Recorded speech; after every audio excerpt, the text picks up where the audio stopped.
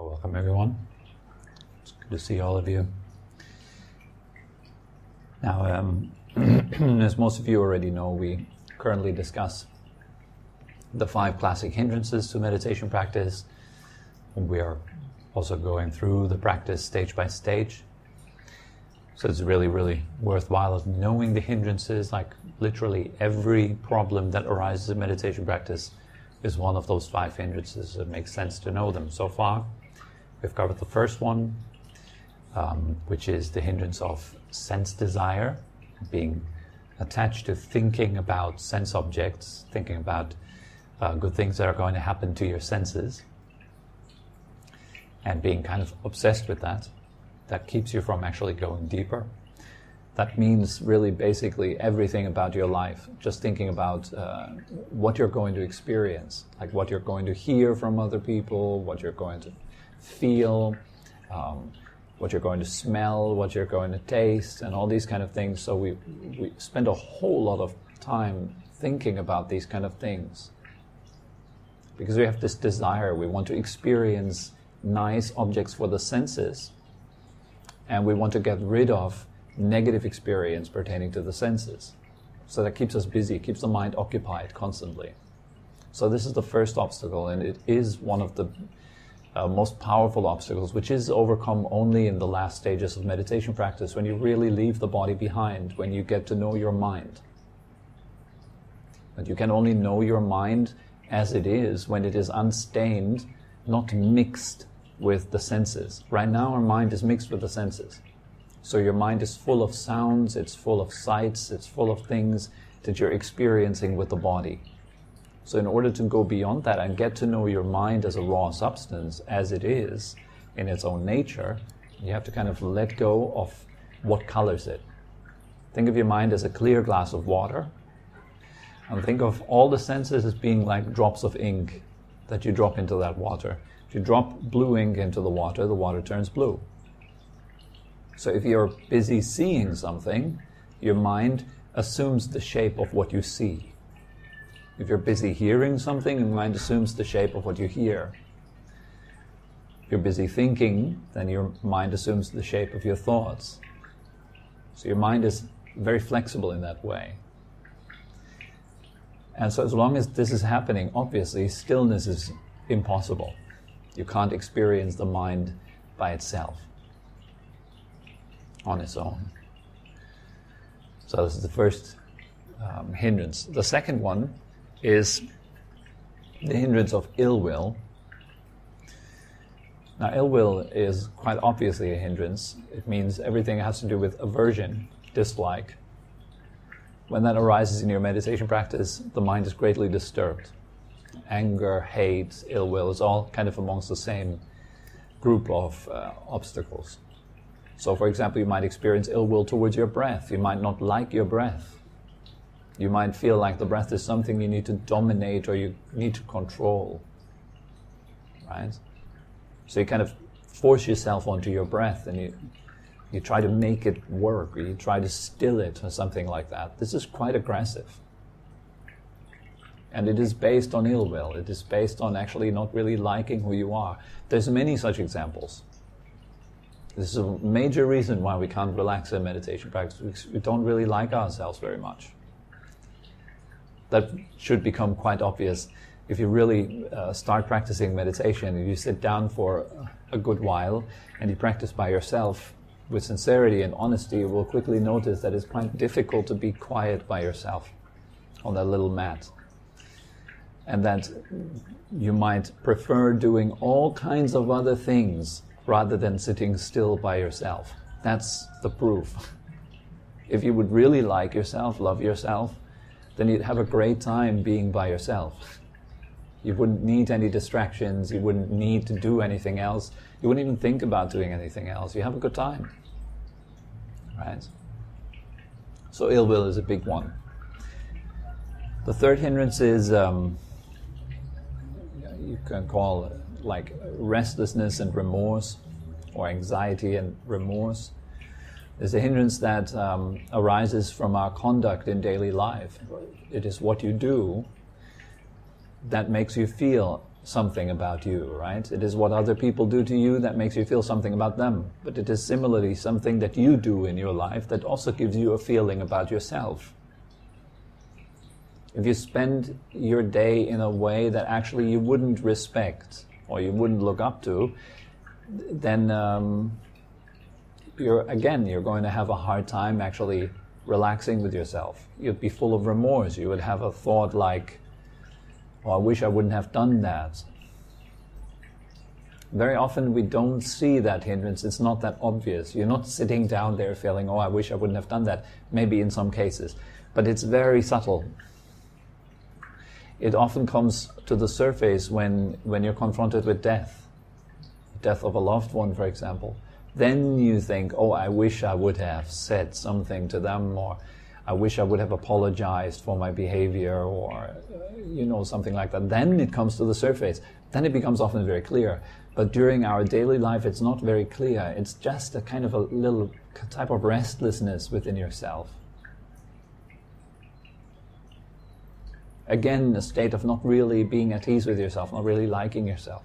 So that's why you can't relax any deeper. Restlessness is just restlessness. It's something that you feel in body or in your mind. You can feel restlessness in your body. It's your energy bouncing around the body. You feel like you want to get up. You don't want to sit any longer. That's the hindrance of restlessness. Just recently, a good friend told me that she has a hard time meditating by herself, that when she is alone, then it's very difficult for her to actually sit down and meditate. And she feels this great sense of restlessness. Like she wants to get up earlier than usual. And that's the hindrance of restlessness. And what you want to do in that case is just stay and relax.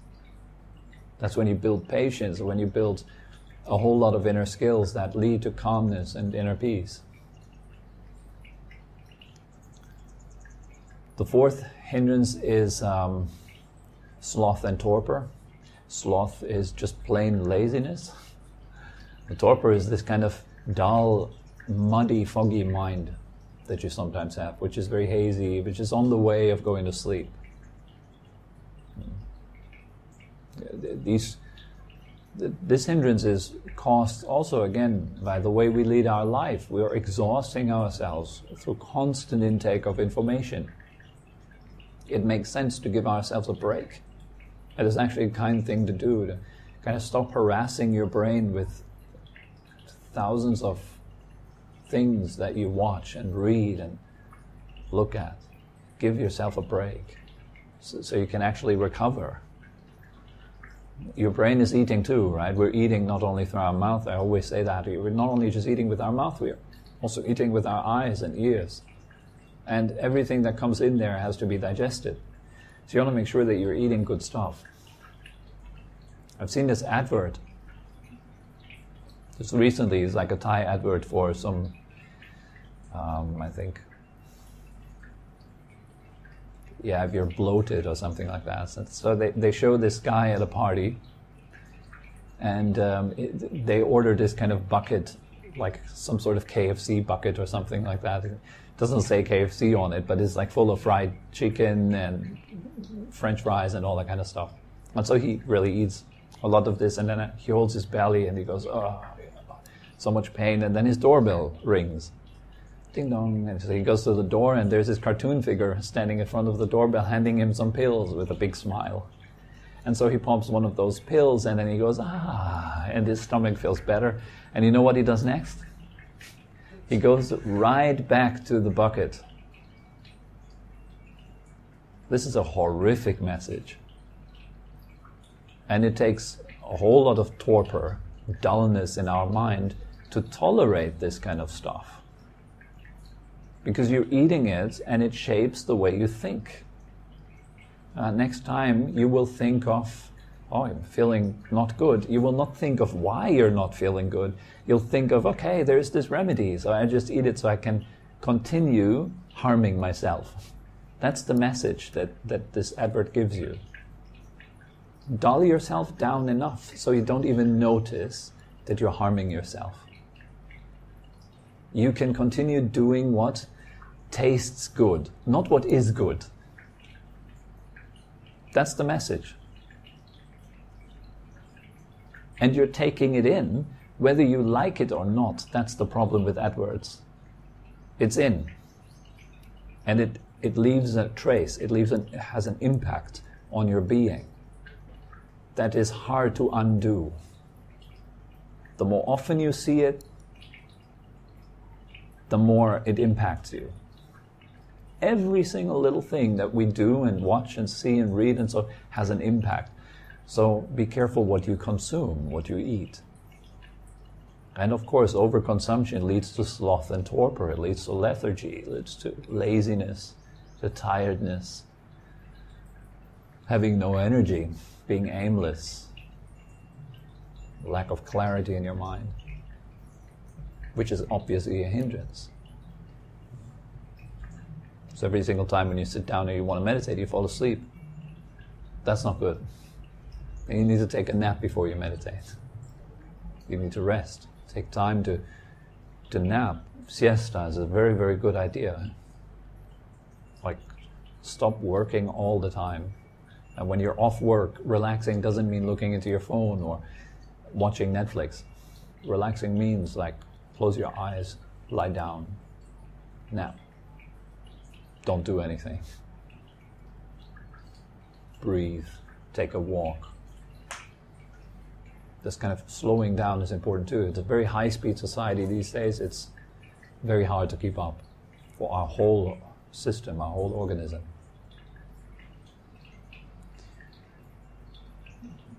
And then, finally, today we come to the hindrance of doubt, which is the fifth, the last. So doubt can be either concerning the instructions that you receive, so you have doubt whether the instructions that you have received for the meditation practice are really the right instructions or not.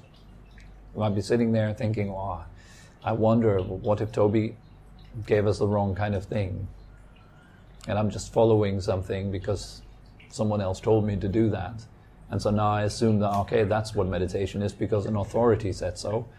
And now I just try to do it. I hope it works out. Am I doing the right thing? Well, fair enough. That's a good question. So you want to clarify that before it eats you up. You want to make sure, where does that come from? Whatever kind of meditation teacher ever tells you, where does that come from? What kind of experience does that come from? What kind of learning background does that come from?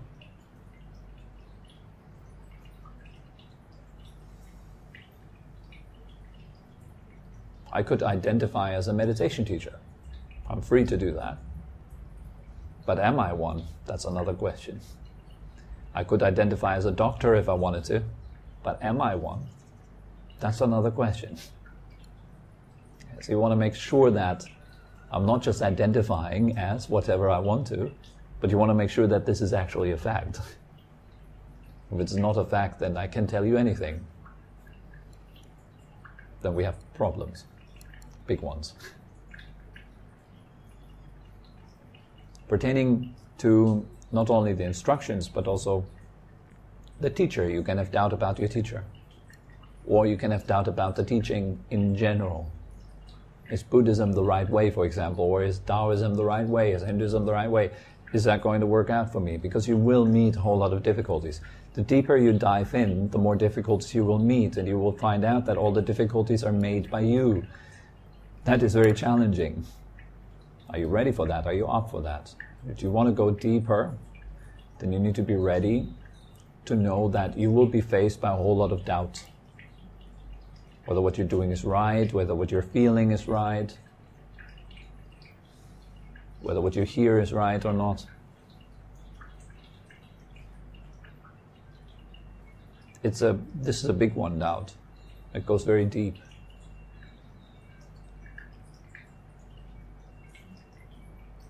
The total elimination of doubt comes with the first stage of enlightenment, which is called stream entry. There is no more doubt. No doubt.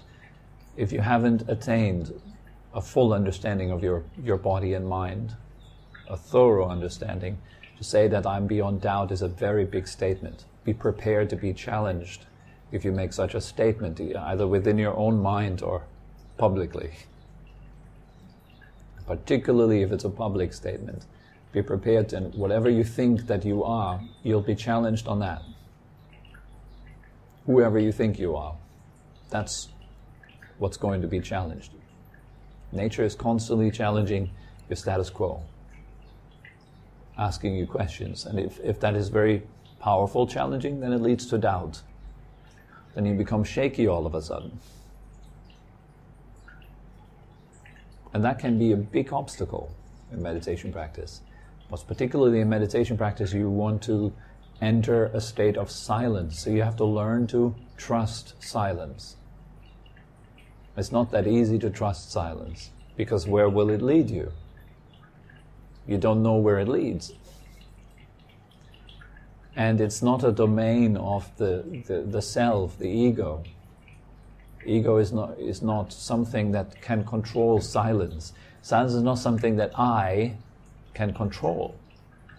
But it is something that I kind of have to surrender into. I have to give up my agenda if I want to get to know silence. And then silence will take me deeper. But where will it take me? Well, it takes me to a dissolution of me. And here is the basic problem. What does doubt do? The function of doubt is to prevent the dissolution of me. So doubt comes up with questions and says, yeah, but what about blah, blah, blah, blah, blah, blah. And it creates agitation again, it creates noise again, so that it doesn't have to dissolve, that the self doesn't have to dissolve.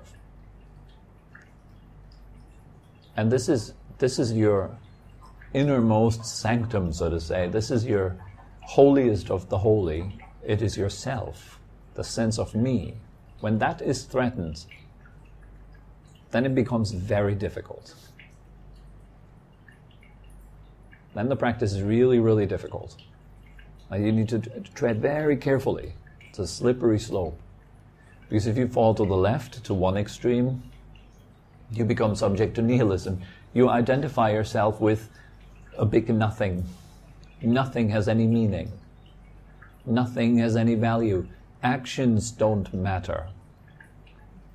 This is really bad. And it is becoming increasingly more popular nowadays in spiritual circles to adapt such views.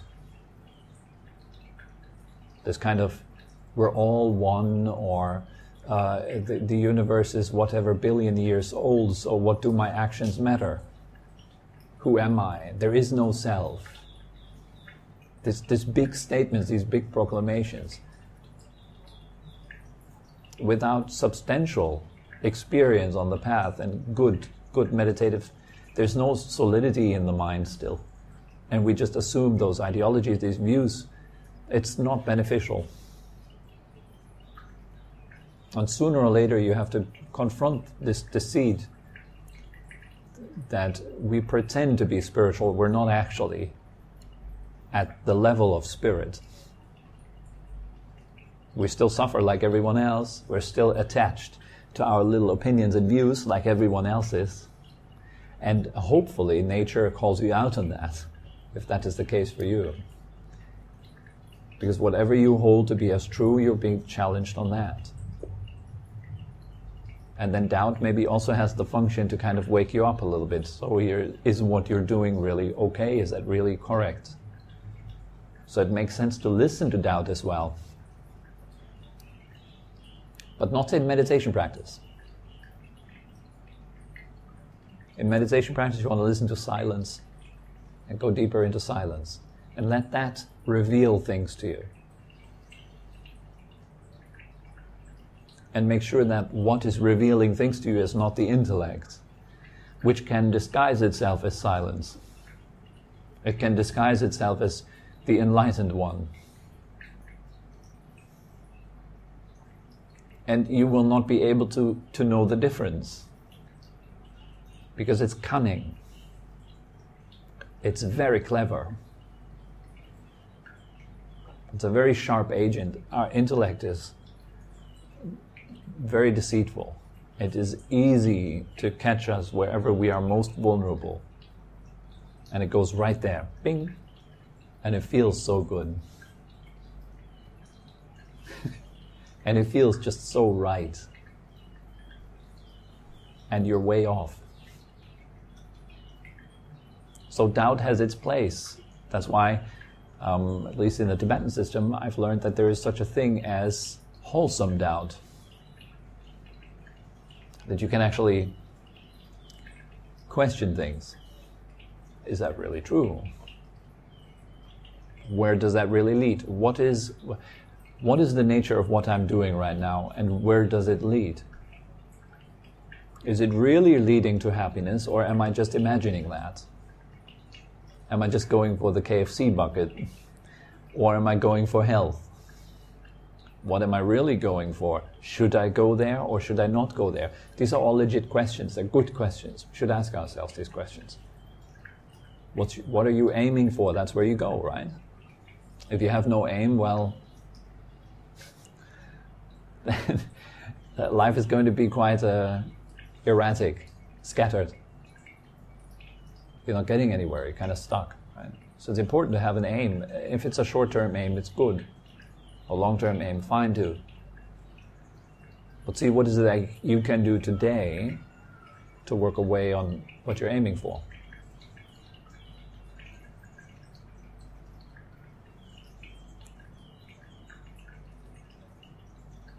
So anyways, the antidote to doubt here in meditation practice is, of course, not only just receiving good instructions, having an experienced and reliable teacher, or listening to proper teachings, but also your own experience is an antidote to doubt. So your experience that you make, if it is in alignment with the teachings, it is very good. That's why we need a teacher, by the way. This is really important. We can't judge ourselves. As my teacher said recently, ignorance doesn't lead out of ignorance. This is a very good statement. It's absolutely appropriate. I consider myself to be ignorant, highly so. I've become very wary and careful of assuming the idea of I know, because I've been proven wrong over and over and over and over and over and over again that my opinions do not have any true ground. And I think that is a side effect of good spiritual practice, by the way. It makes you feel like you know less and less. You enter a territory where the ego becomes more and more shaky. Good. But then you need to have somebody who is very skillful at guiding you to the right place and giving you the right kind of transmissions and right kind of input, coaching you, cheering you, uplifting you when you're down.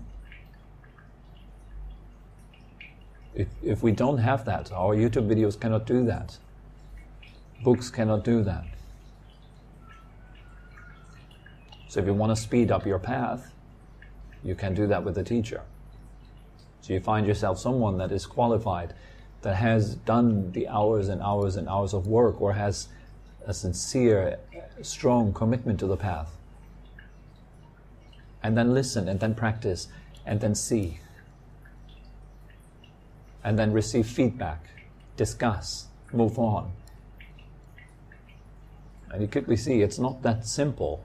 It's a very refined path, and rightly so. I think it's a good idea to have something to work on a long time. It is about the way up. It is not about the pinnacle or the peak, in my opinion. It is the way up that counts, that matters. I find joy in that, in just moving up. I don't even know where it takes me. I don't even want to contemplate what it is like at the peaks, what the view is like. I don't care. I care about what is the view like right now. Am I on track? Am I moving up, or am I sliding down? If I'm sliding down, I need to make corrections. How do I know that I'm sliding down? Well, my suffering increases. That's one thing for sure.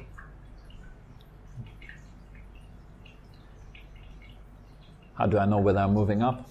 Happiness increases. Feel more light, feel better, more joyful, more calm, more still. The mind becomes more still, less nervous. Everything becomes more clear. And you understand things in line with the teachings. Yeah. And that clears doubt all by itself. So yeah, that's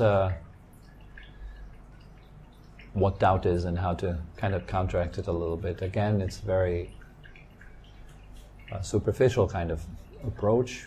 These classes are not in any way scholastic or deep explorations of these kind of topics. They're just little kind of ideas that you can take into your practice and play with. But for the 5 hindrances, I would really recommend you to watch out for them as you practice. See, what is it that's currently happening and what's the antidote to that? So when you're restless, what's the antidote? When you're tired, what's the antidote? When you're lazy, what's the antidote? When you're ill will, you have aversion to yourself or the breath, or what's the antidote? Doubt, what's the antidote? Sense, desire, what's the antidote? Ask yourself. Then practice the antidote. See if it helps. And if you are conscientious with this work and you really put in the effort, you will see the results. I guarantee you that. If you're not conscientious, then it's going to be just a little bit of a dabble. So do it well. Then it will be a lot of fun as well. That it will get you to these places that you find described in the mystic texts and the old literature that describes meditation in these various stages and paths and the outcomes of it.